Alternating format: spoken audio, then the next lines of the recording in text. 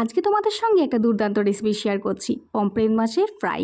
এখানে আমি 4টে পমফ্রেট মাছ ইউজ করেছি, মিডিয়াম সাইজের। এবার আমি নুনটাকে দিয়ে মাখিয়ে নেব। হলুদ দিয়ে দিলাম, তোমরা পরিমাণ মতো হলুদ দিয়ে দেবে, সেটাকেও মাখিয়ে নিয়ে তারপরে আমি দিয়ে দেবো পেঁয়াজ বাটা, এখানে আদা রসুন আর লঙ্কা বাটা। তো এই 3টে দিয়ে দিলাম। এর মধ্যে জিরে রয়েছে, জিরে একটুখানি ধনে সব কিছু দিয়েই আমি বেটে নিয়েছিলাম। তো সেটা দিয়ে ভালো মতন করে এবার আমি মাখিয়ে নেব।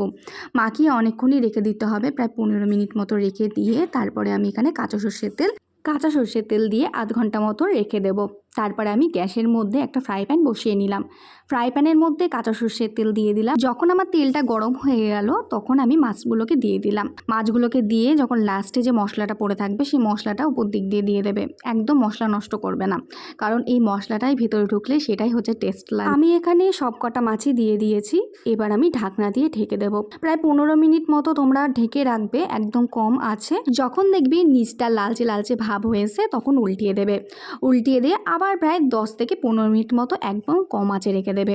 এখানে দেখো আমার ভাজা প্রায় হয়েই এসছে। তো কীরকম কী লাগলো তোমাদের এই রেসিপিটা নিশ্চয়ই তোমরা কমেন্ট করবে, আমারও ভালো লাগবে। আর বাড়িতে করেও খাবে তোমরা, দেখবে খুব ভালো লাগে। নুনের ভাবটা একটুখানি তোমাদের স্বাদ অনুযায়ী দিয়ে দিও। তো এই পর্যন্ত ভিডিও, বাই বাই।